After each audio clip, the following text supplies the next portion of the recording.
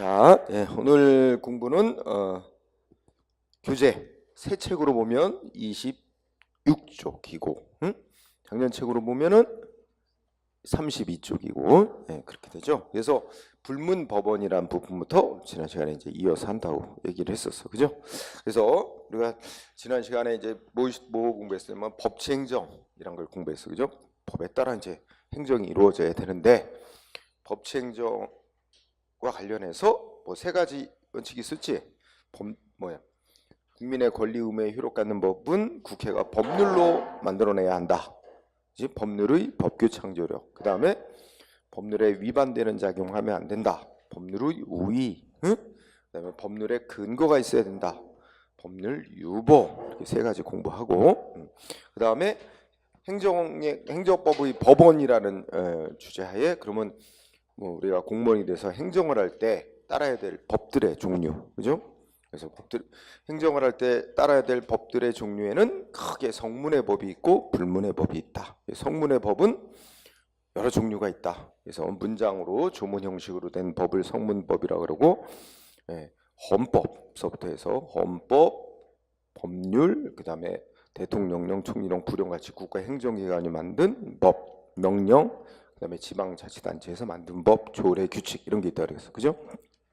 그리고 효력 순위가 다 정해져 있고 헌법을 최상위의 법으로 하는 구조로 돼 있고, 그 다음에 외국과 맺은 조약 같은 거 국제법에 속하지만 국내 행정에 관한 사항을 정해놓으면 바로 그게 국내에 적용되는 행정에 관한 법이 된다. 이런 얘기까지 했었죠. 그러면 이 행정에 있어서는 국가가 이제 국민한테 명령 강제하는 작용이 많으니까 국민에게 예측 가능하게 하기 위해서 성문의 법을 우선으로 하는데, 근데 이제 성문의 법이 완비될 수가 없기 때문에 항상 새롭게 현실은 변화하고 하기 때문에 미처 성문법이 만들어지지 않은 그런 영역에 있어서 보충적으로 법의 역할을 하는 것들이 있는데 그게 불문법이라고 부르는 거다. 그래서 불문법원 이렇게 말하는데 세 가지 있다 그래서, 그죠? 관습법, 판례법, 조리 이렇게 세 가지가 있다 그랬죠. 그래서 첫 번째 관습법. 그래서 관습법은 글자 그대로 풀면 관습이 법으로 인정된 걸 관습법이라 그래. 그러면 관습이 있다고만 해가지고 법으로 바로 되는 건 아니고 일단은 첫 번째로 관습이 있어야 돼. 관습이 이제 오래 지속되고 있는 관행이죠. 사람들 사이에 대다수 사람 사이에 오래 지속되고 있는 관행. 근데 관행만 있다고 그게 지켜야 될 법, 위반했다고 위법 이렇게 되는 게 아니고 법으로 인정이 되려면 사람들이 첫 번째 관행이 존재해야 되고 그 다음에 뭐가 또 있어야 돼. 대다수 사람들이 그 관행대로 하는 것을 당연하게 생각하고 있어야 돼. 그걸 뭐라고 표현해? 자, 여러분들 교재로 보면 의의와 성립 요건에 같은 얘기를 하는 거랑 마찬가지죠. 그래서 의의의 동그라미 1번 읽어보면 관행이 반복되고 대다수 사람들이 법적 확신을 갖고 있으면 그게 이제 법으로 인정된 거다 이렇게 보는 거죠. 그래서 의의를 읽으면서 관습법이 되기 위해서는 두 가지가 필요하다는 거야.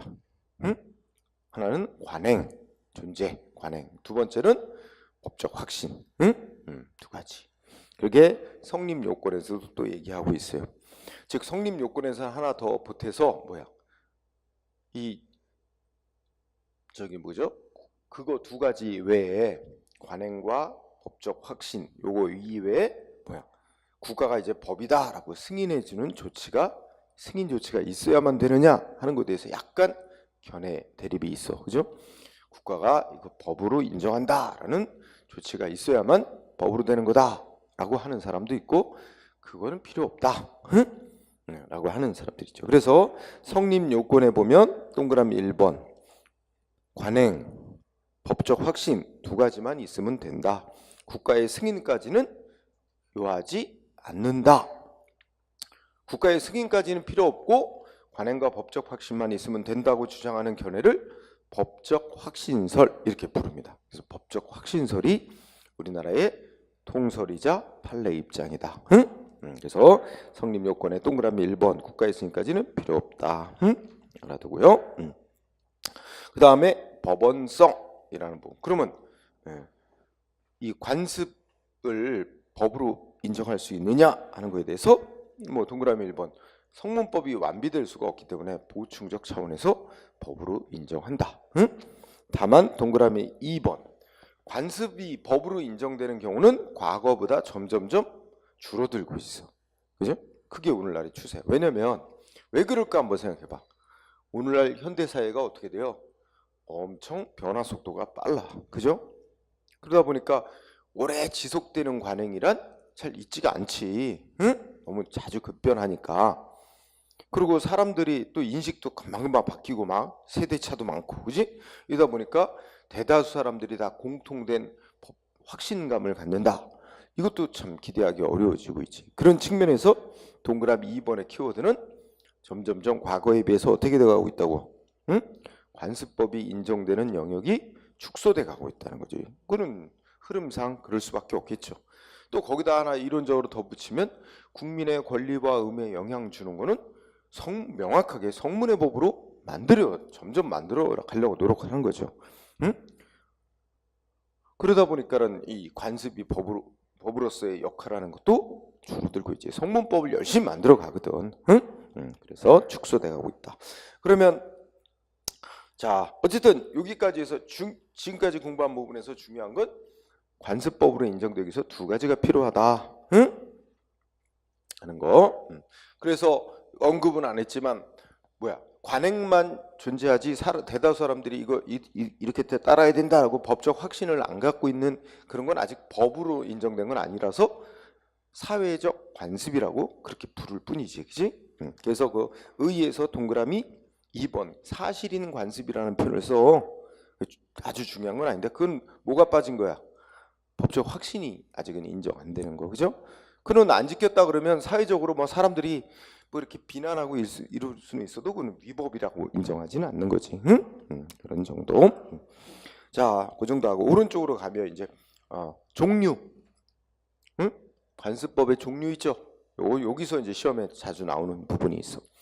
관습법으로 행정에 관한 관습법으로 인정되는 게 두 종류가 있다. 하나는 행정기관이 업무 처리를 계속 반복적으로 해와. 그럼 일종의 관행이 만들어지지. 그리고 일반 국민들 대다수가 행정기관이 이렇게 업무 처리를 계속 똑같은 방식으로 하니까 나한테도 똑같은 방식으로 해주겠거니 이렇게 믿게 되면 그 일종의 행정기관의 업무 처리용 관행을 법으로 인정하는 경우가 있는데 그를 행정선례법이라고 부른다. 그래서 종류의 행정선례법 제목 그 제목을 갖고 공부해. 행정선례법. 행정기관이 업무 처리한 선례가 법으로 인정된 경우를 행정선례법. 그런데 행정선례법에 시험에 자주 뜨는 그 문구가 하나 있어. 동그라미 2번이야. 자, 첫 번째 공부할 거 행정선례법은 관습법의 한 종류다. 두 번째 동그라미 2번 실정법에서 즉 성문법을 또 그렇게 실정법이라고 표현해. 행정기관 업무 처리한 선례 내지 관행을 법으로 인정한다는 취지의 규정을 둔 법이 대표적으로 두 개 있다. 그래서 동그라미 2번에 보면 국세기본법 18조 3항, 행정절차법 4조 2항. 그래서 법 이름 두 개. 그거 알아두고요. 두 번째 끝에 판례도 그것도 있죠. 비과세 관행. 비과세 관한 거는 비과세가 뭐야? 세금 부과 안 한 거죠. 그러니까 장기간 세금 부과할 수 있다는 걸 알면서도 어떤 이유로 세금을 부과 안 해온 관행이 축적되면 이제 상대방 국민은 그걸 세금 부과 안 할 것이라고 믿게 되는 거 아니야. 그런 경우에 느닷없이 갑자기 막 몇 년치 세금을 한꺼번에 부과한 조치 위법 이렇게 인정한 판례가 있거든. 그래서 비과세 관행을 일종의 행정선례법이다 해가지고 관습법으로서 법으로 인정한 판례도 있다. 그래서 동그라미 2번을 좀 유의해 두고 그 다음에 민중적 관습법이라는 데도 하나 공부하자. 민중적 관습법은 의미가 민중이 뜻하는 건 일반 국민이잖아. 그러니까 일반 국민들 사이에 어떤 행정과 관련된 문제에 대해서 오래 지속된 관행이 있는 거야. 그리고 다 그렇게 관행대로 돼야 된다고 당연하게 생각하고 있다. 그러면 이제 그걸 법으로서의 효력을 인정한 건데, 그래서 주로 이제 동그라미 1번에 보니까 둘째 줄에 도로, 하천 등 이렇게 이제 공익 목적을 위해서 제공한 물건의 이용과 관련해서 이제 그런 그 사람들의 인식이 생겨난다는 거지, 관행이. 그래서 대표적인 예가 둘째 끝에 뭐 나왔어? 관계용수권, 음용용수권, 하천 사용권. 이건 이제 뭐 국가 거, 하천은 이제 국가 건데, 한강이라든지 이런 국가 하천에서 물 끌어다 쓰는 권리 같은 거 있지, 그지? 그런 것들. 또 셋째 끝에 입업권. 입업권이 주로 시험에 몇 번 나왔었어. 입업권. 입업권.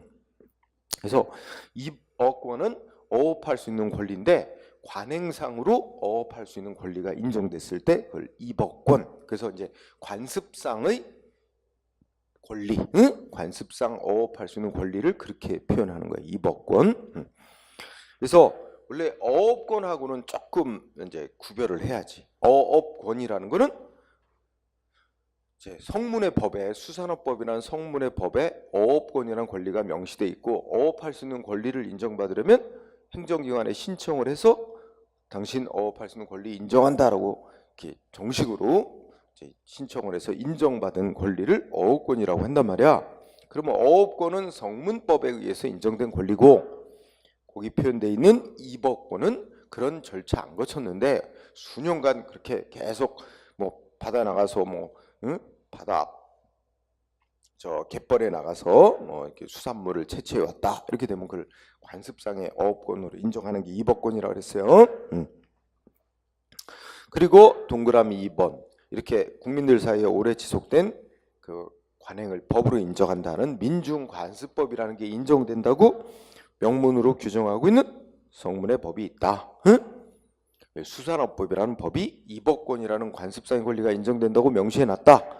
또 판례도 그 수산업법에 따라서 입업권을 관습법상의 권리로 인정한다라고 명시해놨다는 거야. 인정했다. 그래서 그 내용을, 그래서 여기 관습법의 종류인 부분이 시험에 자주 나오는 영역, 그 유의해 두고요. 그다음에 효력 부분에 있어서는 세 가지를 써놨는데, 자, 동그라미 1번은 어떤 부분이 키워드일까? 행정에 있어서는 뭐가 우선이다? 성문의 법이 우선하는 거다. 그러면 성문의 법이 없을 때 한해서만 관습은 법의 효력을 인정받을 수가 있다. 성문의 법이 있는데 그와 다른 관행이 아무리 오래 지속돼도 그건 법으로 인정될 수가 없어. 성문법이 있는 이상은. 그래서 동그라미 1번, 관습법은 어떤 효력만? 보충적 효력만, 즉 성문의 법이 없을 때 그거를 보충하는 차원에서만 법의 효력이 인정받는다. 즉 둘째 줄에 괄호 속에 있듯이 성문의 법을 개정 폐지시키는 효력까지 있다고 인정하지는 않습니다. 동그라미 1번. 그 다음에 동그라미 2번, 법률 유보의 원칙이 뭐였어요? 국민의 자유권리에 영향 주는 법은 국회가 법률로 만들어내야 된다는 거지. 그러면 그런 법률에 근거해서만 국민의 자유권리에 영향 미치는 어떤 행위를 할 수 있는 거지, 행정기관이. 그러면 관습법에 근거해서 국민에게 불이익한 내용의 조치를 해도 되느냐? 그런 건 될 수 없다. 그건 성문의 법률에 의해서만 국민의 자유권리 제한 침해할 수 있죠. 우리 헌법 37조 2항에 국민의 자유와 권리는 법률에 의해서 최소한 또 범위에서 제한할 수 있잖아. 근데 이걸 관습법을 근거로 제한할 수는 없죠. 그렇기 때문에 동그라미 2번 끝에 그 효과가 국민한테 불이익 주는 거 있지? 침익적인 관습법은 인정되기 어렵다. 이 말은 반대로 얘기하면 국민의 자유권리에 불이익을 주는 근거가 되는 관습은 법으로 인정될 수가 없다. 그런 얘기입니다. 행정권 발동의 근거로서 불이익한 효과를 미치는 관습법은 행정권 발동의 근거가 될 수가 없습니다. 그 다음에 동그라미 3번. 한 번 관습법이 만들어지면, 인정이 되면 영원한 걸까요? 그건 아니지. 관습도 시대에 따라 변하는 거지. 시대가 변해서 예전에 통용되었던 관습이 어떻게 돼? 시대에 안 맞게 되고 우리 헌법 질서에 안 맞게 되면 그 관습도 이제 법의 효력을 상실한다 하는 뜻입니다. 그래서 동그라미 3번에 쭉 읽으면 결국은 관습법도 시대 변화에 따라서 효력이 부정될 수 있다. 영원한 게 아니다 하는 걸 나타내는 거예요. 자, 그 정도. 이 관습법도 꽤 시험에 곧잘 나옵니다. 그러면 그 밑에 자, 그 판례 1번 보면은 결국 어떻게 돼? 판례 1번은 관습법의 정의를 내놓고 있죠. 그러면 핵심 골자를 분석해 보면 관습법이란 첫째 뭐가 있어야 돼? 관행으로 뭐 생활 규범, 관행이 있어야지. 그 다음에 또 어떻게 돼? 첫째 사회의 법적 확신과 인식, 그리고 대다수 사람들이 그대로 따라야 된다고 법적 확신 갖고 있어야 돼. 응? 그런 인식을 법적 확신이라고 표현하지. 그래서 이제 법적 규범으로 승인되기에 이른 걸 관습법이라고 하고, 관행만 있을 뿐 법적 확신은 없는 거는 사실인 관습이라 해서 그것하고는 구별하는 것이며, 그 다음에 넷째 줄 끝에 관습법은 뭐야? 다섯째 줄 끝에 법령. 이게 법령이 다른 말로 좀 바꿔 생각하면 뭐야? 성문법이지.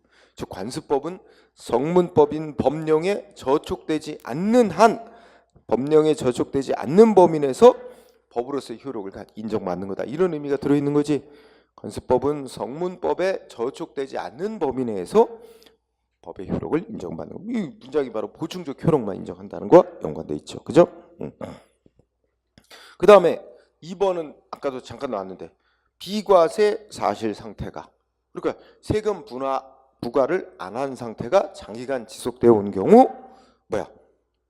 두 번째 줄, 행정기관이 뭔가 어떤 이유로 세금을 부과 안 하겠다는 묵시적인 의사가 있는 걸로 볼 수 있는 경우에는 이를 비과세 관행이라 그래서 일종의 법의 효력 갖는 걸로 인정할 수 있다. 그지? 아까 우리 판례가 비과세 관행을 관습법으로 인정했다, 행정선례법으로 인정했다, 이렇게 볼 수 있는 거고. 그 다음에 3번 판례는 이런 의미지, 그지? 자, 여기에 첫째 줄에 종전의 행정선례 나오지? 이게 뭐겠어? 과거에 행정기관이 계속 똑같은 방식으로 업무 처리해온 선례가 쭉 쌓여 있단 말이야. 그런데 그 행정선례가 키워드잖아. 행정선례가 잘못된 것이라고 상급관청이 해석이나 시정하라고 조치가 있었다면 모를까? 그런 게 없었대. 그럼 공무원은 어떻게 하겠어? 종전의 선례대로 업무 처리를 했단 말이야. 응? 종전의 선례에 따라서 업무 처리를 해왔어. 그러면 그렇다 해서 그 공무원이 잘못한 거냐? 그건 아니라는 거지, 그지? 그래서 뭐 상급기관에 그런 별도의 조치가 없었던 이상, 둘째 끝에 종전의 선례에 따라서 공무원이 업무 처리를 해왔다고 하여 이것이 법에 규정된 직무상 의무 위반, 직무를 태만히 한 경우로 볼 수 없다. 그렇다면 우리가 공무원 된 입장에서 성문의 법이 명확히 있는데 그럼 성문의 법대로 하는 거고, 성문의 법이 없고 종전의 어떤 업무 처리 방식이 쭉 이어져 와서 그 관행대로 선례대로 업무 처리 해왔다면 상급기관이 그렇게 하면 안 돼 하고 지시를 내렸다든지, 그렇지 않는 한 그 선례에 따라서 업무 처리한 공무원에게 잘못이 있다고 할 수는 없다. 이것도 뭐 그 종전의 선례를 일종의 법으로 인정한다는 취지하고 맥락이 같은 거죠. 네, 그렇게 정리를 하고. 자, 그 다음에 4번 판례도 4번 판례는 핵심이 뭐겠어요? 거기 가정의례 준칙이라고 나오지? 이거 대통령이 만들어 놓은 성문법이야. 근데 가정의례 준칙과 관습법이 서로 내용이 배치된다 그러잖아. 배치, 그죠? 그 내용이 충돌하는 거지. 그러면 그러니까 관습이 있는데 이게 성문의 법과 내용이 충돌한다면 그거 법의 효력 인정받을 수 있어 없어? 안 된다는 얘기야. 그래서 말하면 성문의 법과 내용이 충돌되는 관습은 법으로서의 효력을 인정할 수 없다는 취지죠. 그러면서 첫째 끝에 관습법은 재정법이 성문법의 또 다른 표현이야. 제정해놓은 법. 응? 관습법은 성문법에 대해서 여루적이고 보충적 성격을 갖는다. 그러니까 성문법이 우선한다는 말이지. 그러니까 관습법이 성문법에 대해서 열등하고 후차적이며 보충적인 성격을 갖는 점에 비추어서 성문의 법과 내용이 충돌되는 관습은 법으로서의 효력을 인정받을 수 없다라는 취지인 거죠. 그런 정도로 보고, 그 다음에 5번 판례는 뭐 시험에 그렇게 많이 나온 적은 별로 없는데, 우리가 이제 아까 거기 읽어보면 첫째 줄에 입어의 관행, 가르치고 관행 어권 이렇게 표현한 거 있지? 이게 우리 아까 잠깐 나왔던 이법권이라고 부르는 거지. 관습상 어업할 수 있는 권리. 응? 근데 이거 수산어법이라는 성문법에서 오랫동안 수년간 응? 그렇게 어업해온 사람은 그 관습상으로 권리 인정한다는 말이 들어있죠. 응? 그래서 이법권이라는 게 수산어법에서 인정되고 있다. 그런데 이제 바닷가에 가면 그 어민들이 배를 이제 해변의 백사장에다 이렇게 댄단 말이야, 그죠? 그러면 그 해변의 백사장을 어민들이 사용하는 권리, 이게 이법권으로서 인정되는 거냐? 그거는 아니라는 거야. 그래서 거기 보면 여기 지금 관습상 인정되는 이법권은 뭐야? 바다에서 그 어업할 수 있는 권리지 백사장 사용권이 거기에 들어있는 건 아니다. 응? 그래서 끝에 가면 어선 어업자들의 밑줄치 부분 백사장에 대해서 사용하는 것은 국가가 해변의 백사장을 누구나 다 자유롭게 이용할 수 있도록 제공했는데 따라 반사적으로 이용하는 이익을 얻는 것이지 그 어민들에게 독점적으로 사용권이 관습상 인정된 것이라고 볼 수가 없다. 그런 취지입니다. 응? 그래서 이 5번 판례를 보면 이법권에 대해서 설명을 한 뒤에 응? 이법권이란 건 뭐야? 저 바다 물에 대해서 인정되는 거지 육지에 대해서 인정되는 건 아니다. 그러면서 이법권의 내용으로서 어선 어업자들에게 백사장 사용권이 부여되는 건 아니다. 그런 취지지. 응? 그 다음에 6번. 6번은 좀 중요하게 여겨야 돼. 지금까지 공부한 판례 중에 6번이 제일 중요해. 응? 자, 그래서 그 6번의 다섯째 줄 서울이 대한민국의 수도가 서울이라는 점, 서울이 수도라는 점은 결국 어떻게 돼? 관습법이며 한 나라의 수도에 관한 사항은 매우 중요한 사항이다. 이러면서 결론이 뭐야? 서울이 수도라는 점은 관습헌법의 효력을 갖는데, 그죠? 관습법이며 헌법의 효력을 갖는데, 그래서 서울이 수도라는 점은 관습헌법으로서 불문헌법에 해당한다. 이렇게 밑줄 친 부분 나오지. 그러면서 뭐야? 관습헌법도 헌법의 일부를 이루는 것으로서 성문헌법과 동일한 효력을 갖는데, 여기서 조금 이상해지긴 하는데 우리 헌재가 하여튼 관습헌법도 성문헌법과 동일한 효력을 갖는다. 응? 따라서 관습헌법을 바꾸려면 어떻게 돼? 관습헌법이라고 하는 내용을 바꾸려면 성문헌법 개정하는 절차와 같은 절차를 밟아서만 개정될 수 있다. 응? 그래서 요거는 좀 우리가 관습법은 불문법 아니야. 관습법은 성문법이 있을 때 효력 인정 안 되는 거고 성문의 법과 어긋나면 효력 인정 안 되고 그 다음에 우리가 아까 관습법은 성문법이 없을 때 보충하는 차원에서만 효력을 갖는다 그랬지 성문법과 동일한 효력을 갖는 거로 안 보는 거거든. 그런데 우리 헌법재판소는 이상한 결정을 내렸다고. 그래서 이건 좀 아주 이례적으로 수도를 옮기지 못하게 하려는 결론을 하에서 결론을 내려놓고 억지스러운 논리를 펼쳤다 해서 많은 비판을 받고 있는 결정이긴 해요. 그렇지만 또 수험생 입장에서는 이런 결정 내려진 건 사실이기 때문에 공부해야지. 그래서 핵심은 서울이 수도라는 점은 관습헌법, 응? 관습헌법은 성문헌법과 동일한 효력. 관습헌법 개정하려면 성문헌법 개정하는 절차 밟아서 똑같은 절차에 따라서만 개정할 수 있다. 응? 이렇게 했다는 거 위에 두기 바랍니다. 그죠? 그 다음에 7번 이거 좀 중시할 필요가 있어. 응? 아직 우리 시험에 잘 안 냈었어요. 근데 내가 출제자라면 낼 거야. 그래서 7번에 보면은 그 첫째 줄, 둘째 줄 그냥 눈을 읽어봅시다. 우리나라 이게 이제 바다에 해상, 바다에 경계선이 있냐 이거지. 응? 그래서 첫째 줄 보니까 지방자치단체가 관할하는 공유수면, 이 공유수면이 이제 뭐 바다라고 생각해봐. 바다의 행정구역 경계에 관해서는 성문의 법률로 규정하고 있지 않고 있고 규정이 없단 말이야 성문법으로. 그리고 그 법률상의 경계도 존재하지 않는다. 응? 그렇지만 옛날부터 뭐 해왔어? 이 바다도 이게 그러니까 우리 바다에 이렇게 이 면에 있는 붙어 있는 지방자치단체들은 바다를 또 구역을 이렇게 나눠 갖고 경계로 삼는단 말이야. 그럼 그 경계를 뭐로 판정해 왔대? 응? 다섯째 줄에 보면 국립지리원이 가능한 지형도상의 해상 경계선을 행정구역 경계선으로 인정을 해왔대. 그런 관행이 있대. 과거에 쭉. 응? 그렇다면 결국 어떻게 돼? 응?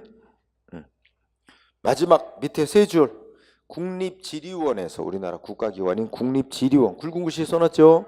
국립지리원에서 간행한 지형도상의 해상 경계선은 행정관습법상 해상 경계선으로 인정될 뿐만 아니라 판례에 의해서도 그 해상 경계로 인정해 왔기 때문에 이게 불문법적으로 해상 경계의 기준이 되는 거다. 그죠? 그래서 그거 마지막 세 줄 공부하세요. 자, 그 다음에 8번, 9번은 뭐와 연관되어 있을까? 한 번 관습법으로 인정됐다 해서 영원한 거 아니다 라는 걸 나타내는 거지. 그래서 8번은 관습법도 어떻게 돼? 행정법의 법의 한 종류인데 법원으로서 다만 모을 때만 인정되는 거야.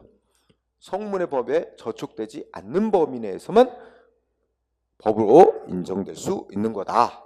그러면서 두 번째 줄, 셋째 줄, 헌법을 최고 효력으로 하는 전체 우리나라 법질서에 위반하지 않을 때만 그것이 정당성과 합리성이 인정될 수 있는 것이고, 만약에 그동안에 쭉 관습인데 법으로 인정되어 왔더라도 어떻게 돼? 응? 그렇지 아니하다면 다섯째 줄, 넷째 줄 끝에 헌법 질서에 어긋나게 됐다면 뭐야? 그걸 법으로 인정할 수 없다. 그런 말이지. 그리고 9번도 마찬가지. 그죠? 그래서 우리가 이제 관습법으로 인정이 되어 왔다 하더라도, 그죠? 사회 구성원들이 이제 뭐야? 그러한 관습대로 하는 걸 당연하게 생각하는 거 아니야, 이제. 그러면 그걸 우리가 법적 확신을 안 갖게 됐다든지, 또는 사회를 지배하는 기본적 이념이나 사회 질서 변화가 돼서 이제 뭐야? 우리 국가 전체의 법 질서에 합치되지 않게 되었다면 이제는 법으로서의 효력을 부정받을 수밖에 없다. 관습법 영원한 게 아니라는 걸 나타낸 거죠. 같이 한번 읽어보면 됩니다. 그래서 특히 이 9번과 연관해서 옛날에 남자 여자 이게 차등을 많이 했단 말이야. 그래서 무슨 어느 성씨 문중에 종중 구성원은 성인 20세 이상의 성인 남자만을 그 문중의 구성원으로 하고, 문중의 어떤 재산도 받을 권리를 인정하고, 이렇게 남자 중심으로 돼 있었죠. 응? 그러던 것이 이제 오늘날에 와서는 그게 이제 행정관습법으로 인정이 되어 왔었는데, 이제는 헌법 질서에 안 맞게 됐다. 헌법은 이제 평등 원칙을 선언하고 남녀간에 평등해야 된다. 그죠? 그래서 남자만 어느 성씨문 중에 종중 구성원 되도록 하는 관습법은 이제 인정될 수 없다라는 대법원 판결이었습니다. 자, 그래서 관습법의 논점은 그 정도. 그 다음에 불문법으로서 판례법이라고 얘기되는 게 있습니다. 자, 판례가 뭐야? 법원이 내린 사건에 대한 판결이죠. 그 판결이 내려지면, 어떤 사건에 대해 판결이 내려지면 유사한 사건에도 예전에 내렸던 그 최고법원, 대법원 판결 논리에 따라서 또 유사한 사건 재판한단 말이야. 마치 그러니까 실질적으로 어떤 사건에 대해서 최고법원이 법을 적용하는 기준, 법 해석하는 기준 이런 걸 제시해 놓고 그에 따라 판결을 하면 앞으로 생겨나는 비슷한 유사한 사건에는, 동종의 사건에는 거의 그대로 따라서 하급 법원들이 판결하니까 뭐야? 법처럼 사실상 역할을 하죠. 그래서 이게 법의 효력을 갖는 거로 인정하는 거죠. 그래서 의의는 가볍게 읽고, 자, 그 밑에 법원성이라는 부분에 동그라미 1번, 동그라미 2번 이거 자 공부해 둘 필요가 있습니다. 자, 1번 법계에 따른 차이라 그래서 우리가 그 전 세계 법 제도를 그 둘로 나누죠. 영미법계와 대륙법계. 그죠? 그렇다면 여기서 또 알아야 될 단어가 뭐야? 선례 구속 원칙이라는 거. 거기 법계에 따른 차이, 선례 구속의 원칙 이렇게 표현한 거 있지? 이 선례 구속의 원칙이 있고는 뭘 가리키는다? 판례법을 지칭하는 거다. 그럼 또 헷갈리는 용어, 구분해야 될 용어 아까 공부했던 뭐야? 행정선례법하고는 다른 거야. 행정선례법은 앞에 행정이 붙잖아. 행정기관이 업무 처리한 선례, 이게 행정선례법이야. 그럼 관습법의 한 종류죠. 근데 여기서 말하는 선례 구속 원칙 할 때 그냥 선례 이렇게 나오는 선례 구속의 원칙은 이 선례가 판결 선례를 말하는 거야. 선례 구속 원칙은 판례법을 가리키는 거다. 구별할 것. 그러면 거기 공부. 자, 영국이나 미국 쪽에서는 그 나라 최고법원이 어떤 사건을 판결한 게 그대로 그게 공식적으로 법이야. 그 판결이. 그래서 앞으로 거의 유사한 사건 나오면 다 그것대로 따라야 돼. 그래서 영미법계는 선례 구속의 원칙 인정. 이 꼴은 뭐야? 판결 선례가 있으면 그거를 법으로 공식적으로 인정하는 나라란 말이야. 응? 반면에 둘째 줄 대륙법계 국가는 법 그러면 성문법을 우선으로 하는 나라야. 그래서 대륙법계 국가에서는 판결은 뭐라고 생각하냐면 성문의 법을 무슨 사건에 적용해서 내린 결론일 뿐, 그 사건에 대해서 법 적용해서 내린 결론일 뿐, 그 판결이 또 유사한 사건에까지 또 그대로 따라야만 하는 법은 아니다. 그래서 대륙법계 국가는 선례 구속 원칙을 인정 안 해. 그렇기 때문에 판결은 판결이지 그 자체가 법은 아니다. 그 사건 하나 해결한 것뿐이다. 이렇게 보는 시각이라고. 좀 다르죠, 시각이. 물론 공식적으로 그렇다는 거야. 현실적으로는 대륙법계도 법처럼 사실상 역할을 하는 측면이 크지. 응? 다만 그래서 동그라미 1번 영미법계와 대륙법계 국가 꼭 구별해서 공부하고요. 그럼 우리나라는 어디 입장이래? 동그라미 2번 우리나라는 대륙법계 입장이에요.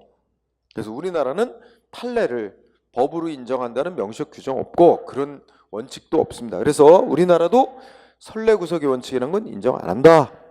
응?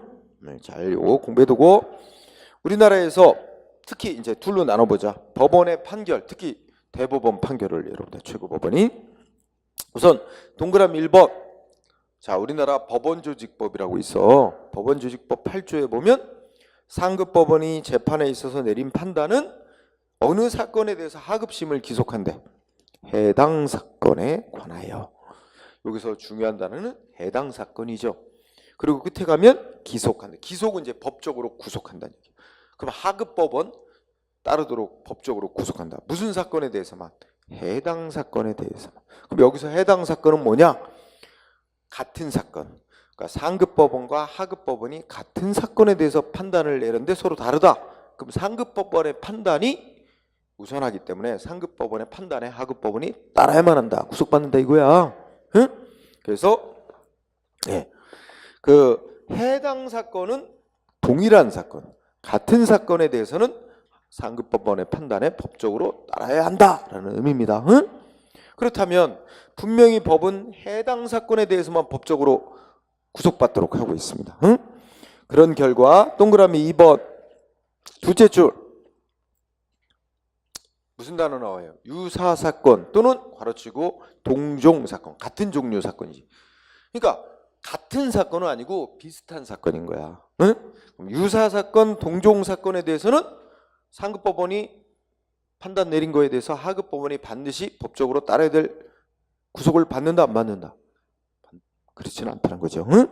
따라서 키워드 동그라미 2번의 키워드 유사사건, 동종사건에 대해서는 법적 구속력이 없다. 응? 여기 포인트예요. 응? 자, 그래서 동그라미 1번 해당 사건에 대해서는 법적 구속력이 있다. 유사사건, 동종사건은 법적 구속력이 없다. 이게 이제 공식적으로는 그렇다는 거지. 응? 물론 대부분 현실에 있어서는 하급법원이 비슷한 사건에 있어서 과거에 대법원이 내린 판단에 거의 현실적으로 따르지만 반드시 따라야 될 의무는 없는 거예요. 현실적으로는 따르지만. 그러니까 법적으로 공식적으로는 법이라고 할 수는 없는데 현실적으로는 법처럼 기능을 하지. 이 현실적인 측면을 굉장히 높게 보면 법이라고 봐도 무방한 거야. 과거에 대법원이 어떤 사건 판결을 내린 게 유사사건에 계속 영향을 주니까. 자, 이 법원의 판결과 조금 구별해서 헌법재판소의 위헌 결정 있죠. 자, 여기도 동그라미 1, 2번 공부해야 돼. 자, 동그라미 1번 보면 키워드는 뭐야? 첫째 줄 동그라미 1번에 위헌 결정, 법률의 위헌 결정. 그러니까 무슨 말이야? 국회가 만든 법률이 헌법에 위반된다. 결정한 거. 법률에 대해서 위헌 결정. 헌법재판소가 위헌 결정 내리면 어떻대? 재판하는 법원을 비롯한 모든 국가기관하고 지방자치단체를 법적으로 구속한다.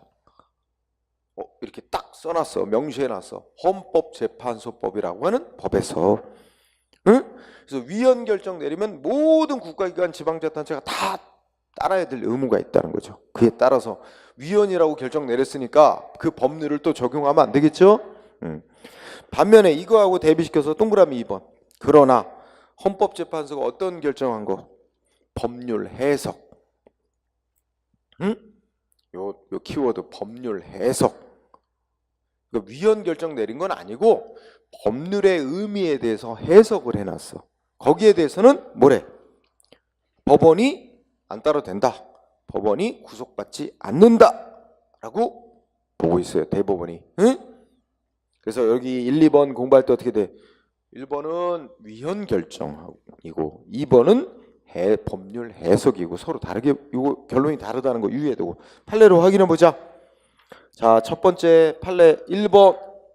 1번의 가장 중요한 단어 무슨 단어? 유사사건이야. 이 단어에 딱 유사사건이면 같은 사건은 아니란 말이야. 비슷한 사건이지. 그러면 어떻게 돼? 자, 대법원이 어떤 사건에 대해서 판결 내리고 거기에 법 적용하는 해석하는 기준을 이제 제시해 놨는데 그러면 비슷한 사건을 재판 안 하게 됐어. 하급법원이. 그러면 대법원 판결대로 똑같이 따라야 될 의무 있대 없대? 없다는 거지. 유사사건. 그러면 두 번째 줄에 하급법원의 법관은 대법원을 판결을 사실상 존중해 가면서 재판해야 될 필요는 있지만 그렇다고 해서 두 번째 줄 유사사건이니까 두째 끝에 동일한 사건이 아니라 서로 다른 사건이야. 응? 그 서로 다른 사건을 재판한 하급법원이 법적으로 똑같이 따라야 될 의무는 없다는 뜻이죠. 자, 키워드 유사사건 이꼬로 두째 끝에 사안이 서로 다른 사건이야. 응? 그러면 셋째 줄 끝에 하급법원을 직접 기속하는 효력은 없다. 법적으로 따라야 될 의무는 없다. 응? 1번 매우 중요한 판례. 그 다음에 2번.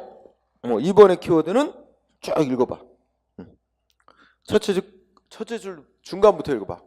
법령의 의미에 대해서 법령을 해석하고 적용하는 권한은 대법원을 최고법원으로 하는 법원에 전적으로 속하는 권한이며 헌법재판소가 법률이 헌법에 위반되는지 여부를 판단 내리기 위해서 불가피하게 법원이 최종적으로 법률의 의미를 해석하기 앞서 헌법재판소가 이제 법령을 해석하거나 그 적용 범위를 판단을 하더라도 헌법재판소가 법률 해석해 놓은 거에 대해서 대법원이나 지방법원 같이 각급 법원이 구속되는 건 아니다. 우리 아까 공부했듯이 키워드는 뭐야? 법률 해석. 헌법재판소가 법률을 해석해 놓은 거에 대해서 대법원 각급 법원이 그 해석대로 반드시 따라야 될 의무는 없다는 겁니다. 응? 그래서 법률 해석. 그 다음에 3번도 알아두세요. 헌법재판소가 어떤 법률 위헌이라고 결정을 내리면 어떻다고? 그 무슨 소송을 내고 그 재판 결정하기 위해서는 이 법률이 문제다 이렇게 주장하면서 법률 위헌이라고 결정해달라고 헌법재판소에 신청을 한 그 사건 헌법재판소가 위헌 결정 내리면 그에 맞춰서 재판해야 돼. 그런데 그 이후 두 번째 줄 끝에 그 법률이 위헌인지 가려달라고 신청은 안 했지만 해당 법률이나 법률의 조항이 재판의 전제가 되어 법원에 계속 중인 사건도 헌법재판소가 위헌 결정 내린 거에 따라 재판해야 되고 또 세 번째 줄 헌법재판소가 법률 위헌이라고 결정 내린 이후에 이와 같은 이유로 소송 제기된 일반 사건에도 역시 헌법재판소가 위헌 결정 내린 거에 따라 재판해야 된다는 뜻입니다. 응? 그래서 3번도 같이 알아두세요.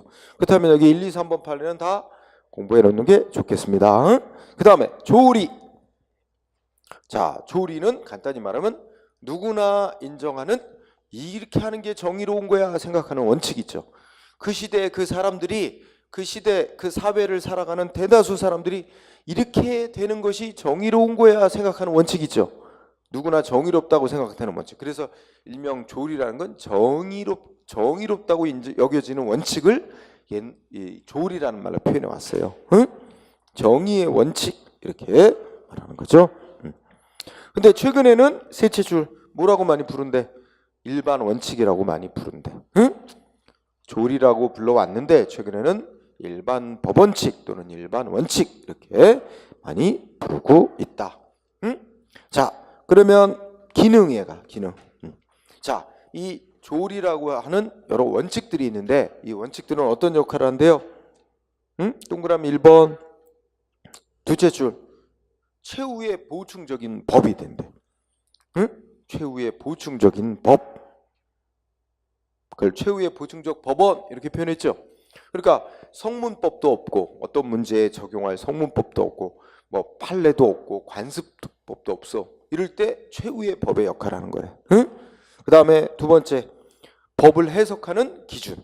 그 시대 그 사회에 맞게끔 해석을 해야 되겠죠. 응? 대다수 사람들이 정의롭다고 생각하는 기준에 맞춰서. 그죠? 또 둘째 줄 끝에 행정기관이 법에 의해서 주어진 결정권, 재량권 행사할 때 그것도 사회의 정의롭다고 생각하는 어떤 원칙에 맞게끔 행사해야 돼. 그래서 최후의 보충적 법의 역할을 하며 법령을 해석한 성문법을 시대와 사회에 맞게 해석하게 하는 기준, 성문법을 해석하는 기준, 행정기관의 재량권 행사의 한계 기준 이런 역할을 하는 중요한 법이다.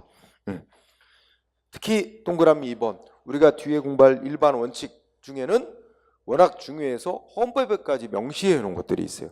헌법에까지 명시돼 있고 헌법으로부터 도출돼 나오는 원칙들은 헌법의 효력까지 갖는다고 봅니다. 응? 그래서 동그라미 2번 보면 뭐라고 했어요? 특히 헌법 규정이나 헌법 원리에서 도출돼 나오는 일반 원칙은 헌법의 효력까지 갖는 거다. 그러니까 굉장히 높은 효력 갖는 것도 있죠. 그런 정도로 보면 돼. 그러면 조리라고 얘기되어 오던 것들이 최근에는 이제 일반 원칙이란 이름으로 또 칭해지면서 몇 가지 중요한 원칙들을 우리 이제 행정에 있어서 매우 아주 중요한 역할을 합니다. 그래서 오른쪽에 보면은 이제 행정법의 일반 원칙이라는 항목이 이제 진행이 되죠.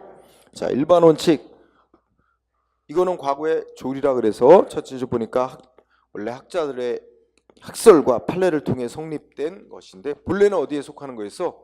불문의 법에 속하는 거지. 응? 그런데 지금은 뭐 성문의 법에까지 규정을 많이 해놨지만 결국 여기서 하나 핵심 첫째 줄 끝에 실정법의 규정 여하를 불문하고 법적 구속력 인정. 요거 밑줄 쳐주세요. 그러니까 워낙 중요해서 성문의 법에까지 이 원칙에 해당하는 규정을 두기까지는 하는데 그 규정이 없어도 이 여기서 얘기하는 원칙 자체가 법이야. 이 원칙에 위반됐다 그러면 위법한 작용이 되는 거란 말이에요. 응? 그래서 자 실정법에 규정이 돼 있든 안 돼 있든 법으로서의 효력이 인정받습니다. 이 일반 원칙이라고 하는 거는 유의하고요. 그래서 첫 번째로 비례원칙이라고 하는 거, 비례원칙 또는 과잉금지 원칙이라고 하는 거. 자, 의미 뭐 특별한 건 없습니다. 국민한테 행정조치를 할 때는 뭐예요? 행정조치하려는 목적에 비추어 너무 과잉된 수단을 사용하면 안 된다. 그죠? 사회 통념상 누구나 이거 상식적으로 볼 때 합리적이다. 합리적인 비례관계가 있다. 인정할 수 있는 정도의 수단을 써야 된다는 얘기입니다. 응? 목적과 수단 사이에는 합리적이라고 인정할 수 있는 비례관계가 있어야 된다. 자, 근거. 여러 법들이 있는데 두 개 정도 헌법 37조 2항. 그러니까 비례원칙은 어디서부터 헌법에까지 명시돼 있다. 선언돼 있다. 헌법적 효력 갖는 원칙이다. 이렇게 말할 수 있죠. 헌법 37조 2항. 두 번째 줄 경찰관 직무집행법 1조 2항. 응? 그래서 요거 법은 여러분들 뒤에 각주로다가 해놨어요. 그죠? 한번 같이 읽어볼까요? 자, 32쪽 가니까 뭐라고 돼 있어? 각주에 헌법 30조 2항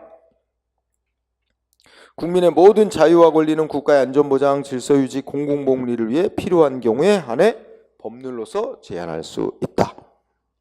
다만 제한할 때도 본질적인 내용을 침해할 수 없다. 여기 잘 뜯어보면 국민의 모든 자유와 권리 국가가 제한할 수 있어요. 근데 제한하려면 무슨 목적을 위해서? 국가 안전보장, 사회 질서 유지, 공공복리라는 이런 정당한 목적을 위해서만 제한할 수 있다. 근데 제한할 때도 수단, 뭐로 제한해야 돼? 법률로. 그죠? 국회가 만드는 법률로 제한할 수 있다. 그런데 그렇게 정당한 목적을 위해서 법률이라는 수단으로 제한을 하더라도 국민의 자유와 권리의 본질적인 내용까지 침해할 수는 없다. 그리고 정도껏 해야지 그 국민의 자유 권리 본질적 내용까지 침해하는 건 허용되지 않는다. 이게 이제 비례 원칙에 해당하는 거야. 그죠? 선언했다. 그 밑에 또 경찰관 직무집행법 1조 2항. 그리고 뭐라고 돼 있어? 경찰관에게 부여된 권한은, 직무상 권한은 직무를 수행하는 데 필요한 최소 한도 내에서 행사돼. 바로 이 직무 수행이 필요한 최소 한도 내에서, 이게 바로 비례 원칙을 나타내는 겁니다. 과잉되게 하면 안 된다는 거죠. 그죠? 자, 그래서 많은 법들이 이런 문구를 써놨어요. 다 뭐 시군구청장은 뭐 직무상 권한을 필요 이상으로 과도하게 하면 안 된다. 이런 문구들이 다 많이 있어요. 실제 그러면 다 그 비례 원칙에 해당하는 문구들이에요. 필요 최소한 범위 내에서 해라. 이렇게 써 있는 거. 자, 그럼 다시 앞으로 가서 내용. 비례 원칙의 내용. 자, 우리가 넓게 비례 원칙이라고 말하는 거는 세 가지 세부 원칙 다 충족돼야 비례 원칙에 맞는 적법이라고 봅니다. 그래서 앞글자를 따면 적필상 이렇게 얘기를 합니다. 그래서 적합성, 필요성, 상당성 이렇게 세 가지 원칙. 이게 이제 1단계 목적 달성에 적합한 수단을 써야 한다. 이게 적합성이야. 목적 달성하는 거와 관계없는 수단 사용하면 안 된다. 목적 달성에 적합한 수단을 사용할 것. 두 번째, 목적 달성에 적합한 수단이 여러 개 있다고 치자. 여러 개 있을 수 있어요. 어떤 목적을 달성하는데 달성할 수 있는 수단이 여러 개 있다. 그럼 그 중에 아무거나 써도 적합성은 맞는 거야. 하지만 두 번째 단계, 상대방한테 가능한 한 피해를 제일 적게 주는 수단을 고를 것. 이게 필요성, 다른 말로 최소 침해성이라고도 하는 거죠. 그래서 그 목적 달성 가능한 수단 중에서도 피해를 최소한으로 주는 수단을 고를 것. 그렇게 골라놓고 그 다음에 어떻게 돼? 상당성, 즉 그 수단을 써서 달성하고자 하는 목적, 공익 목적과 그 수단을 썼을 때 상대방이 있게 되는 피해, 이익을 잘 비교해서 그 수단, 상대방 피해가 생기더라도 그 수단을 사용해야 될 공익 목적의 필요성이 더 크게 나올 때 그 수단을 사용하는 것이 적법으로 인정된다. 그래서 여기를 잘 공부해 둘 필요가 있습니다. 그래서 이거를 그러면 적합성, 여기 약자로 쓰여요. 적합성은 목적을 달성하는데 필요한 수단이기만 하면 되는 거야. 그런데 목적을 달성하는데 필요한 수단이 꼭 하나만 있는 건 아니니까 뭐 이게 다 목적을 달성할 수 있는 수단이다. 그러면 이 중에 아무나 써도 적합성 원칙에는 맞는 거다. 그 다음에 필요성 또는 최소 침해성 어떻게 돼? 목적 달성이 가능한 수단이 3개 있다고 치더라도 이 중에 상대방한테 최소한의 피해를 주는 거를 택해야 된다. 그러면 이 중에 다 목적 달성할 수 있는데 상대방한테 제일 피해를 적게 주는 수단이 뭐냐? C다. 그러면 요거를 여기서 이제 하나를 택해야지. 다른 거 쓰면 안 되는 거지. 이렇게 택해 놓고 그 다음에 상당성. 이게 상대방한테 피해를 제일 적게 주는 수단이라고 해서 고르긴 골랐는데 실제로 이 수단을 상용하면 상대방의 피해가 생길 것이고, 그 다음에 행정기관이 달성하고자 하는 목적이 있을 거야. 그죠? 이거는 이제 공익일 거고 상대방의 피해는 사적인 이익인데 이 행정기관이 달성하려는 이 목적이 상대방에게 생기는 피해보다 크게 나와야 이 수단 C를 사용하는 게 적법이다. 만약에 상대방이 발생하는 피해가 행정기관이 이 수단을 써서 C라는 수단을 써서 달성하려는 목적보다 훨씬 더 크다면 이 수단을 사용하면 안 된다 이거지. 바로 이렇게 그 단계적 검토를 이루는 겁니다. 이 중에 특히 필요성 원칙의 예를 잘 공부하세요. 거기 보면 둘째 끝에 예를 두 개 드러났어. 하나는 뭐 들어놨어요? 위험 있는 건물에 대해서 보수 명령으로 위험을 막을 수 있음에도 철거 명령을 내린 경우. 응? 하나. 그러니까 자, 위험한 건물이 있다. 근데 목적은 뭐냐? 목적은 위험을 방지하는 게 목적이야. 그럼 위험 방지를 위해서 사용할 수 있는 목적 달성에 적합한 수단이 예를 들면 두 개 있다. 보수 명령 내리는 거하고 건물 소유자한테 철거 명령 내리는 거하고 이게 둘 다 위험 방지라는 목적을 달성할 수 있는 수단. 응? 둘 중에 아무거나 써도 적합성에는 맞는 거. 그런데 그 중에서 객관적으로 볼 때 상대방한테 피해를 적게 주는 수단은 뭐야? 보수 명령이지. 근데도 행정기관이 보수 명령만 내려도 목적 달성하는데 충분한데 굳이 철거 명령을 내렸다면 좁게는 필요성 원칙 위반이고 크게 보면 비례 원칙 위반으로 위법이 된다 이런 얘기지. 또 하나 예를 들었지? 자, 넷째 줄에 질서 유지를 위해서 조건을 붙여 영업허가. 그러니까 누군가가 영업허가를 신청했는데 이거 두 가지 방법이 있어. 허가를 전부 거부할 수도 있어. 응? 공익에 큰 중대한 지장을 가져온다. 질서 유지에 막대한 지장을 가져온다. 이렇게 되면 허가를 거부할 수도 있는데 허가를 전부 거부하는 방법과 또 하나는 뭐야? 허가를 내주는데 조건을 달아. 응? 뭐 영업시간을 응? 밤 10시까지만 하는 걸 조건으로 한다든지, 그죠? 뭐 이렇게 사회 질서에 해를 끼치지 않을 만한 조건을 달아서 허가를 내주면 뭐예요? 질서 유지에 큰 문제가 안 생겨. 그러면 둘 다 사회 질서 유지를 한다는 목적에 맞는 건데, 그지? 허가를 전부 거부하는 방법, 조건을 붙여서 허가 내주는 방법. 근데 그 중에 상대방한테 피해를 덜 주면서 목적 달성할 수 있는 방법으로는 조건을 붙이고 허가를 내주는 것만으로도 질서 유지한다는 목적 달성할 수 있단 말이야. 근데도 허가를 전부 거부하는 것, 이거는 바로 필요성 원칙 위반이다. 응? 그래서 거기 예를 잘 공부해둘 필요가 있습니다. 그래서 내용, 비례 원칙의 핵심, 내용 잘 공부할 것. 그 다음에 밑에 적용 영역. 비례 원칙은 원래 시작은 국민의 사회 질서 유지 목적을 위해서 국민의 자유 권리를 제한하는 그런 작용에서 너무 과도하게 하면 안 된다 시작이 됐어요. 그래서 첫째 줄 경찰 행정 영역, 이게 바로 침익적 영역이야. 국민의 자유 권리 제한, 경찰 행정 영역에서 원래 출발이 되는 원칙이야. 그런데 이게 점점점 확대돼서 오늘날은 모든 행정작용은 다 과잉되게 하면 안 된다. 뭐까지도 국민에게 이익 주는 것도 필요 이상으로 과도하게 주면 안 된다. 응? 그래서 자, 경찰 행정 영역, 침익적 행정 영역에서 시작이 됐는데 둘째 줄 오늘날에는 모든 행정작용, 특히 급부 행정, 국민한테 이익 주는 행정도 너무 필요 이상으로 과도하게만 안 된다. 그래서 모든 행정 영역에까지 확대 적용되게 됐습니다. 응? 동그라미 1번이 중요한 얘기입니다. 그래서 시험에 보통 어떻게 나와? 응? 비례 원칙은 국민의 자유 권리를 제한, 침해하는 영역에서만 적용되고 국민에게 이익 주는 작용은 적용 안 된다. 그러면 X예요. 이익 주는 것도 적용. 이익 주는 거는 특히 이제 이익 받는 상대방 입장에서는 문제 안 삼아요. 그런데 예를 들어서 실업자한테 실업급여를 주는데, 그지? 응? 그 돈 어디서 나와? 일반 국민인 세금으로 가잖아. 그러면 실업급여 많이 받는 상대방한테는 문제가 안 돼. 그 사람 문제 안 삼아. 근데 그 일반 납세자의 그 재산을, 세금을 너무 많이 걷어야 되잖아. 그러니까 일반 납세자의 재산권을 침해하는 결과가 되기 때문에 문제가 되는 거죠. 응? 네, 그렇게 생각하면 돼요. 자, 적용용 했죠? 동그라미 1번. 2번은 이제 참고로 읽어보고. 위반 효과 및 구제는 뭐 특별한 논점은 없습니다. 비례 원칙에 위반된 작용을 했다. 비례 원칙 중에 적합성, 필요성, 상등 어디라도 위반됐으면 위법한 조치야. 위법한 조치가 됐다 그러면 상식적으로 생각하면 위법한 조치로 받은 상대방 국민은 그거 위법한 조치라고 행정심판 소송에서 시정받고, 피해 입은 거에 대해서는 손해배상 청구해서 받고, 또 위법한 조치로 인해 발생된 결과 원상회복시켜달라고 요구해서 또 원상회복을 받고, 이런 다양한 방법을, 구제 방법을 쓸 수 있다는 거지. 읽고 지나가면 될 거예요. 그러면 판례로 비례원칙과 관련, 판례 되게 많아요. 응? 그래서 다 상세히 설명을 못하니까 중요한 거를 체크를 해봅시다.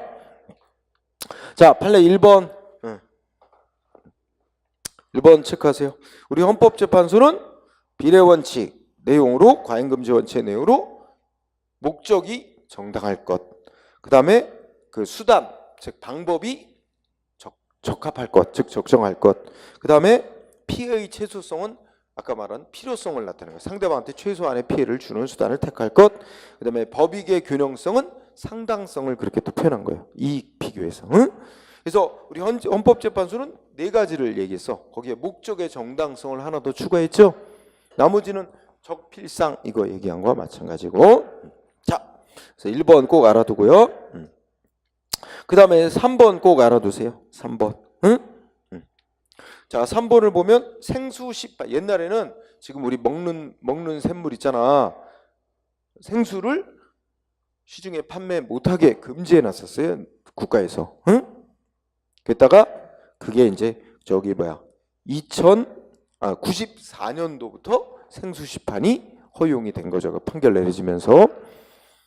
그래가지고 생수를 시중 판매 금지한 거는 금지하니까 누가 불만이 있겠어? 판매업자, 생수 제조 및 판매하는 업자 불만, 또 국민도 일반 사람들 불만 있는 사람이 있었어요. 그죠? 왜 생수를 먹고 싶은데 왜 수돗물 별로 안 먹고 싶다. 아무리 뭐 문제 없다 그래도 안 먹고 싶다. 생수 사 먹고 싶다. 근데 왜 국민의 자유를 이렇게 국가가 억압하냐? 그래가지고 소송 들어간 거지. 응? 하여튼 국가는 즉 그 당시에 보건사회부인데 깨끗한 수돗물이 있는데, 그지? 생수를 먹도록 허용하면 생수를 시중에 판매해서 사 먹도록 한다면 수돗물에 대한 불신을 가중시킬 것이고, 또 사회적으로 물을 사 먹는 사람과 생수 사 먹는 사람과 그렇지 않은 사람 사이에 사회적 위화감을 조성할 우려가 있다. 뭐 이런 식으로 말했지만 그거 갖고 생수를 시판하는 거 금지할 만한 정당화 될 수 없대. 그러면서 3번 첫째 줄 끝에 보면 국민의 자유 권리를 제한하려고 그러는데 국가가 그럼 자유 권리를 제한하는 국가 쪽에서 뭐 해야 돼? 국민의 자유 권리를 제한을 덜하는 방법이 있는지 그걸 모색해야 할 책임이 있는 거지. 응? 자유 권리를 제한당하는 국민의 쪽에서 볼 때 그 자유 제한당하는 기본적 권리를 실현할 수 있는 다른 수단 있다고 그래서, 예를 들어 이 다른 수단이 수돗물이 있다 그래서 수돗물이 있는데 수돗물이 있는 거하고 내가 생수 사 먹고 싶은데, 그죠? 깨끗한 수돗물이 있다는 이유만으로 그 국민의 먹고 싶은 물 사 먹을 수 있는 자유, 이게 넓게 보면 헌법이 보장하는 행복 추구권이거든. 그걸 제한하는 게 정당화될 수 있는 거 아니다. 응? 그래서 3번 판례 꼭 알아두고요. 4번은 공무원한테 징계할 때 어떻게 돼? 응? 그 위반한 정도에 맞는 정도로 징계를 해야 돼. 아침에 지각 한 번 했다고 파면 과도한 사회통념상 이건 정의롭지 못한 거지. 그런 거야. 너 정도껏 징계를 해야 된다. 그죠? 또 5번은 국민한테 이익 준 거, 예를 들면 허가내줬어. 영업 허가내줬다가 얘가 뭘 위반했다고 취소한대. 이거 함부로 해서는 안 된다는 거지. 그지? 그를 위반이 얼마나 중한지, 그래서 그 허가내준 걸 취소해야 될 공익적 필요가 얼마나 큰지, 응? 상대방이 있게 되는 피해는 얼마나 되는지 취소하면, 이런 거 다 비교해보고 상대방 피해가 생기지만 이거 위반이 중하고 허가 취소시켜야 될 공익목적이 훨씬 더 크게 나올 때만 취소하는 게 허용된다, 이런 얘기지. 응? 그래서 가볍게 읽고 가세요. 자, 지금 1번 판례, 3번 판례 중요하고, 그죠? 그리고 6번은 가볍게 공용 수용이라는 게 나와. 이게 뭐냐면 여러분 손실보상 뒤쪽에 배운 사람 있죠? 공익 사업을 위해서 국민의 땅 같은 거 강제로 뺏는 거잖아. 그리고 땅값 보상해 주잖아. 근데 공익 사업을 위해서 국민의 재산을 강제로 뺏는 게 수용이야. 공용 수용. 근데 꼭 필요한 정도만큼만 국민의 재산 뺏어야 된다 이거지? 공익 사업에 필요한 범위를 벗어나서 과도하게 국민의 땅 뺏고 그러면 국가가 위법이다 이거지. 응? 자, 적용 안 되는 데가 없다는 거죠. 자, 오른쪽에 이제 비례원칙 위반이라고 인정된 사례, 위법으로 인정된 사례 있죠. 1번은 너무 길어서 잘 안 나옵니다. 1번을 보면 자, 이게 막 술 취해가지고 난동 부리는 자 있다고 병원에 경찰이 신고받고 출동했어. 그런데 어떻게 했어? 응? 칼 들고 막 경찰한테 대드니까 경찰이 소총을 쏴서 사망했어, 범인이. 그죠? 그런데 이거 비례 원칙에 위반된 위법이다 해서 국가가 배상해야 된다 판결한 사례거든. 그래서 여기에 뭐 장세한 설명을 좀 해도, 이게 이제 그 총 버리고 칼 버리고 항복해라 했는데 얘가 이제 경찰한테 오히려 칼 들고 술 취했으니까 막 덤벼. 그러니까 소총을 발사했는데, 첫 번째 뭐야? 이게 첫 발은 원래 공포탄을 장전해서 위험용으로 쏴야 돼요. 근데 첫 발부터 실탄을 장전했 점. 두 번째, 죽이는 게 목적이 아니라서 난동을 제압하는 게 목적이기 때문에 하체를 쏴야 돼. 대퇴 부위야. 근데 바로 왼쪽 가슴을 쐈다. 과잉되게 총기 사용, 위법해가지고 국가가 피해자 가족에게 배상해야 된다 판결한 사례야. 1번은 읽고 지나가고, 자 2번 중요합니다. 우리가 지금 경찰이 총기를 사용하건 가스총을 사용하건 국민의 신체에 심각한 위해를 가져올 수 있는 도구들이죠.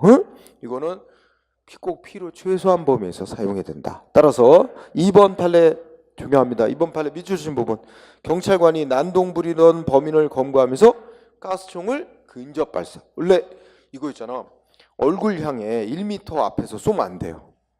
규정이 있어요. 얼굴 향해 1m 이내에서 가스총 사용하면 안 돼. 왜 그러냐면 그 가스총을 막고 있는, 그 총구를 막고 있는 고무 마개가 이게 순식간에 가스총을 쏘면 팍 튀어나가면서 가스가 발사되는 거거든. 근데 너무 가까이 쏘면 그 고무 마개가 엄청난 압력을 막고 있었는데 그게 튀어나가면서 이제 범인 눈에 맞는 일이 생긴단 말이야. 그래서 사람 얼굴 앞에서 1m 이내 앞에서 가스총 사용 못하게 돼 있거든. 근데 이제 이 부주의하게 가스총을 얼굴 앞에다 쏴가지고 범인의 눈에 맞아서 그 고무마개가 실명에 이르렀다면 경찰이 그 가스총 사용을 하면서 주의해야 될 의무를 위반해서 과잉 사용이 돼서 위법 이렇게 돼가지고 배상해야 된다. 2번 꼭 알아두고, 3번도 중요합니다. 3번은 변호사 개업지 제한 규정, 이렇게 기억하면 되죠. 요거는 이제 판사나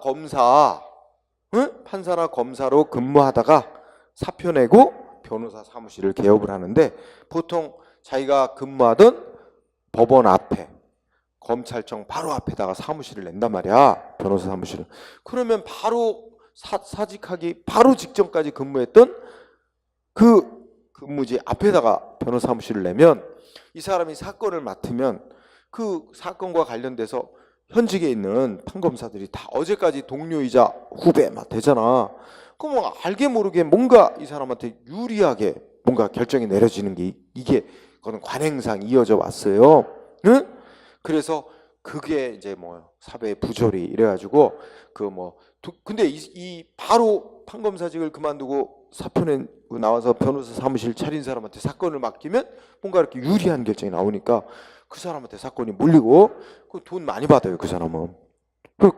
그동안 고생했다 해가지고 뭔가 짧은 시간 내에 돈 벌 수 있도록 또 해주는 그런 게 있어, 부조리하게. 왜냐면 지네들도 사표 내고 나오면 또 똑같은 입장이 되니까.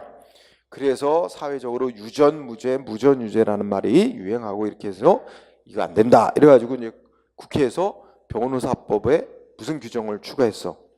판검사로 근무하던 사람이 퇴직을 하고 변호사 사무실을 차리면 몇 년 동안, 한 3년인가 바로 자기가 근무했던 그 법원 검찰청 앞에서는 사무실을 못 내게 하는 거야. 다른 그 법원이나 검찰청의 관할 지역이 아닌 다른 지역에 가서 이제 사무실을 내도록 하고, 그랬다가 거기서 한 2년인가 3년 지나야만 이제 자기 근무했던 지역의 관할 거기 와가지고 사무실을 내도록 법을 그렇게 해놓은 거죠. 응?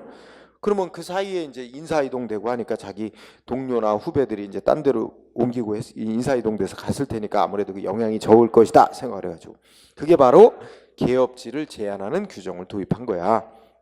근데 이거 헌법이 보장하는 국민의 직업의 자유를 어떻게 했대?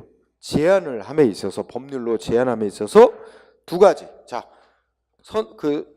목적에 적합하지도 않대. 자, 목적에도 적합하지 않다. 즉 적합성 원칙 위반. 응? 목적에도 적합하지 않고, 또 제한하는 정도도 어떻게 돼? 최소 침해성 원칙 위반이래. 필요성 원칙 위반. 응? 필요 이상으로 너무 과잉 제한. 결국 어떻게 돼? 비례 원칙 위반. 셋째 줄에 헌법 37조 2항의 위반 이렇게 나오죠? 그게 바로 헌법 37조 2항 위반이 비례원칙 위반. 거기다 또 평등원칙도 위반. 응?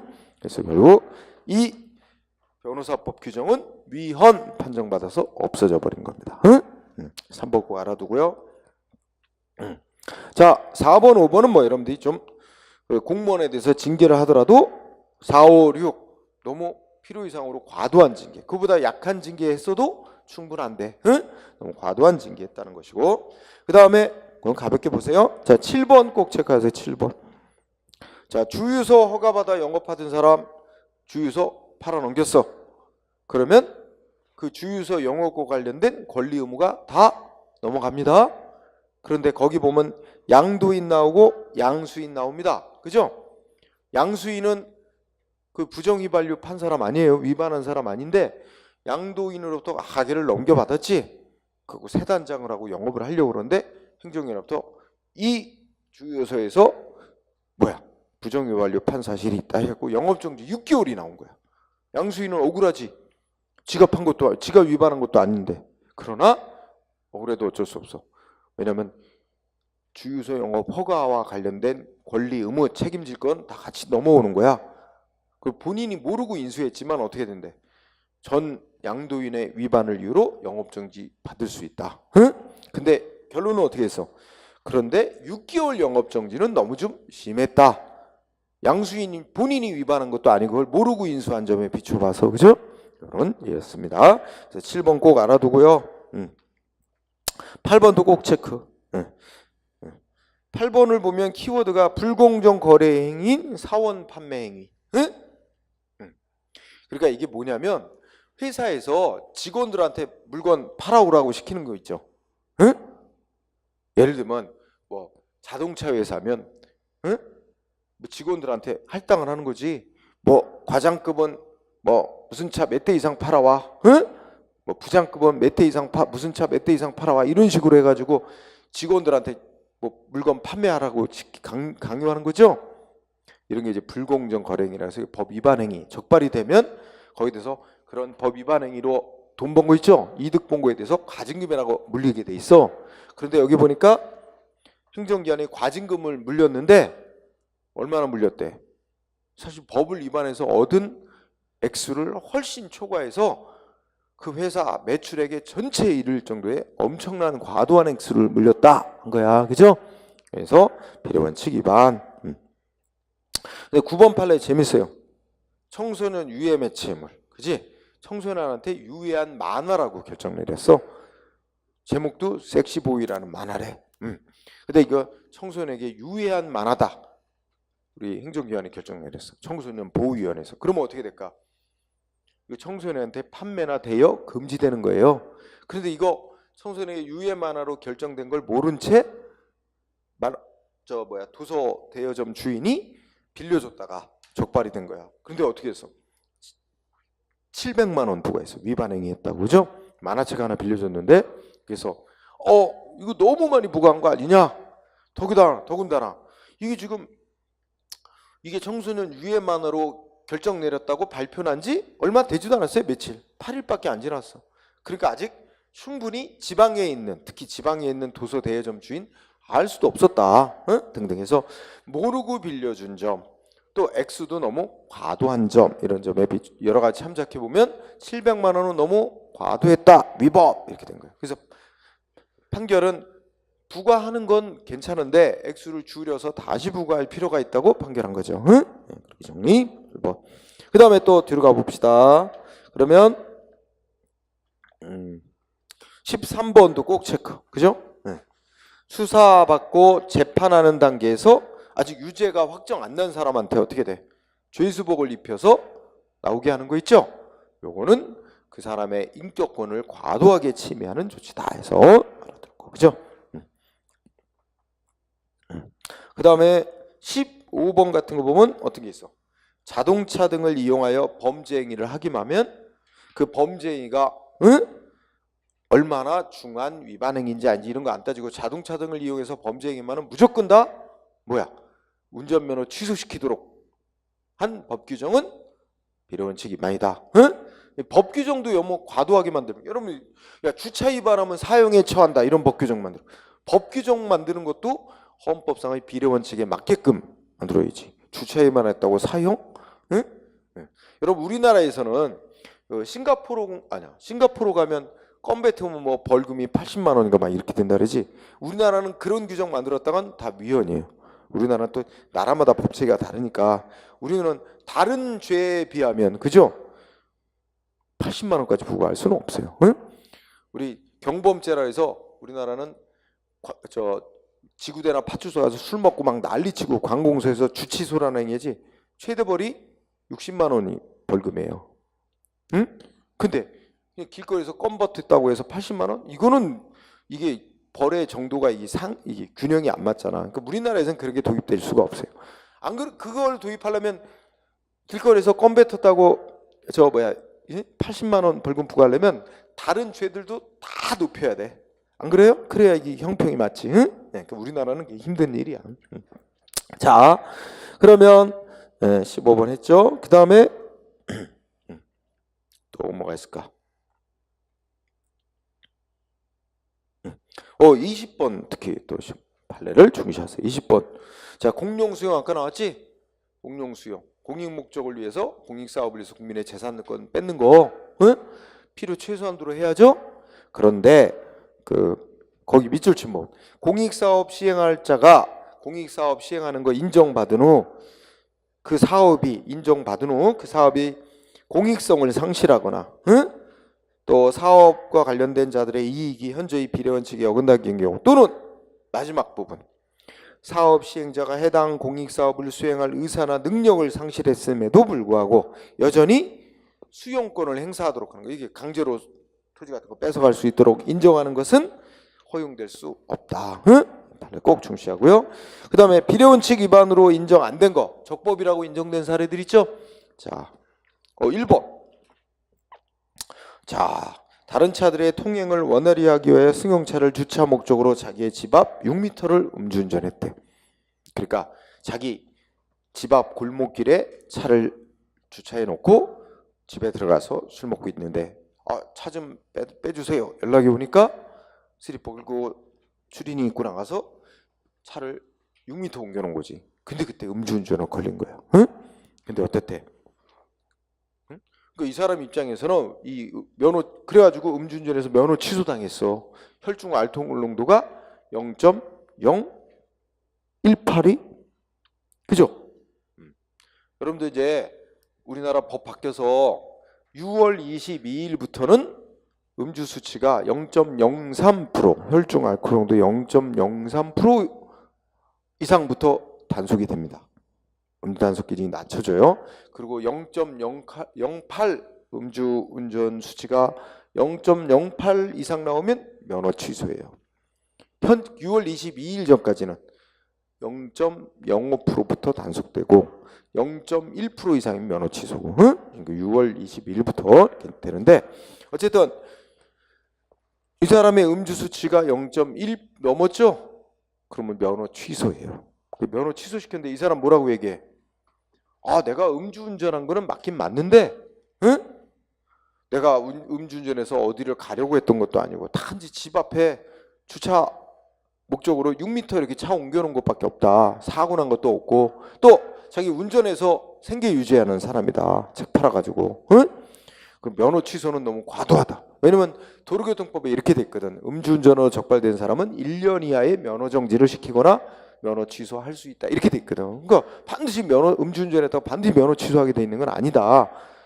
근데 너무 과도한 조치다. 면허 취소는 하고 세웠어요. 그죠? 하지만 자 여기도 이거 대비해 보면 이 사람 음주운전으로 적발됐어.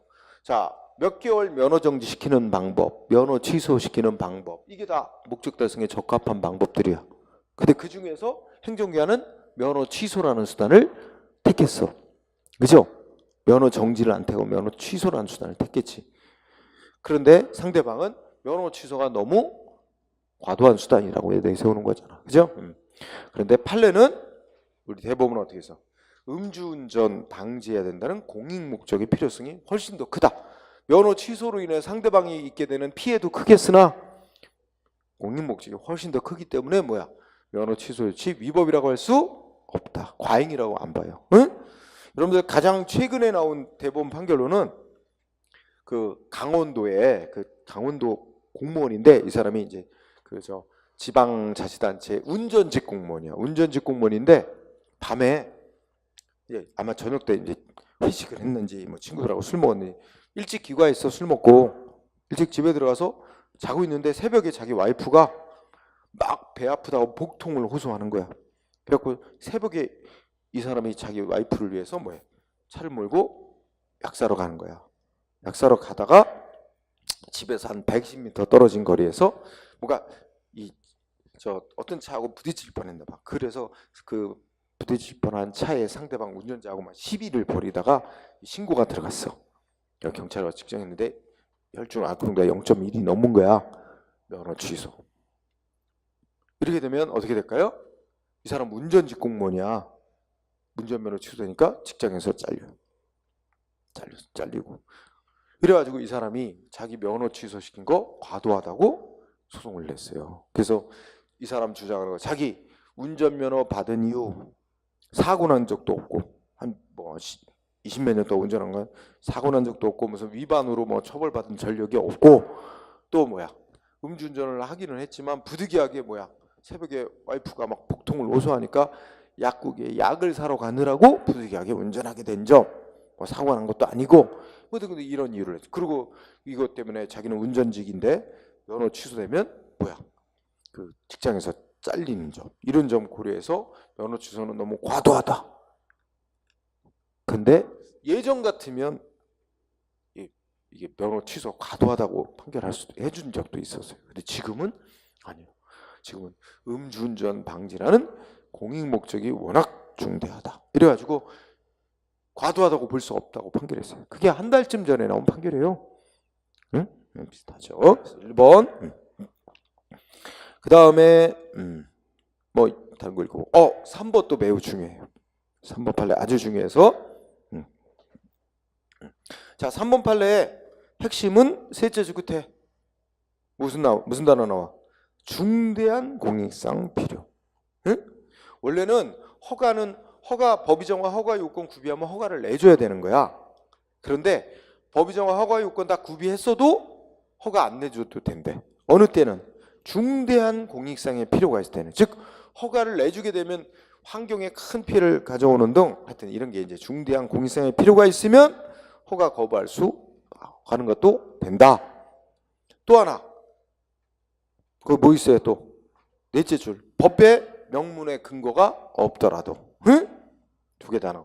중대한 공익상의 필요가 있다면 허가 요건 법이 정한 허가 요건 다 구비되어 있어도 중대한 공익상의 필요가 있다면 명문의 근거가 없어도 그런 이유로 거부해도 된다. 3번 판례 아주 중요하고요. 그 다음에 7번도 중요. 자, 교통경찰관이 신호 위반한 자 적발한 뒤에 돈 달라고 먼저 요구해서 뇌물로 10,000원 받았다가 해임, 잘린 사건이야. 이 공무원 뭐라 그래? 뭐야?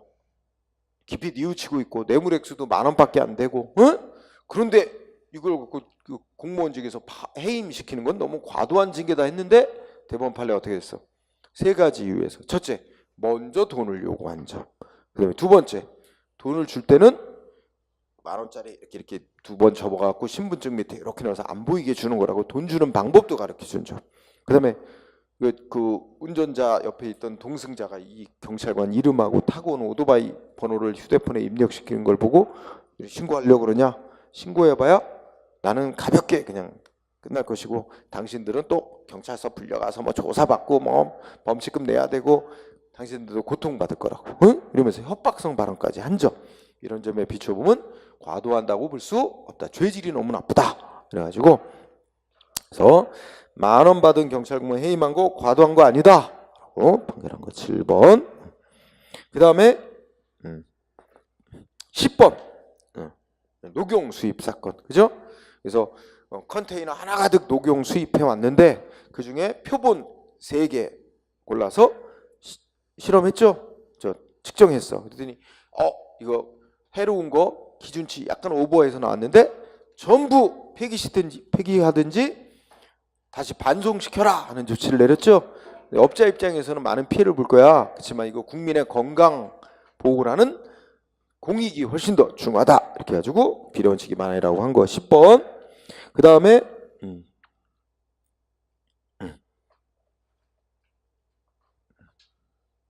14번도 체크해두고 14번 14번은 뭐야? 음주운전 3번 하면 세 번째 걸리면 음주 수치가 0.1%를 안 넘어도 면허 취소시키도록. 이거 우리가 소위 삼진 아웃제라고 하는데 이거 근데 여기 보면 이제 삼진 아웃제가 도입되는 시점이 이때란 말이야. 법을 개정해서 3번 음주운전 3번째 걸리면 면허 취소 기준치가 아니라도 면허 취소하도록 규정인데 요게 이때부터 시행이 되게 돼 있어. 그런데 이 어떤 사람 과거에 위반한 횟수가 있잖아. 그러면 이 사람이 A라는 사람이 과거에 2회 위반한 전력이 있는 사람이야. 근데 이 법 시행된 이후에 또 걸린 거야, 음주운전으로. 그러니까 3번 너 3번이다 해가지고 면허 취소시켰더니 상대방은 뭐야? 아니 이 법이 만들어서 시행된 이후에 위반한 횟수로 따져야지 왜 법 시행일 이전에 위반한 횟수까지 포함을 시켜서 3번 계산하냐? 문제 제기를 했지만 이건 뭐야? 그 법이 개정된 법이 시행되기 이전에 음주운전한 전과까지 포함시켜서 횟수 3번 위반으로 포함시키는 거 뭐야? 비례원칙 위반 아니고 또 국민한테 불이익하게 과거에 소급시켜서 법 적용한다는 소급금지 원칙에 위반되는 거 아니다. 이렇게 판시를 했습니다. 그래서 한번 시험에 나온 적이 있어요. 자, 아이고 첫 시간 여기까지 하고 쉬는 시간을 가졌다가 하도록 하겠습니다.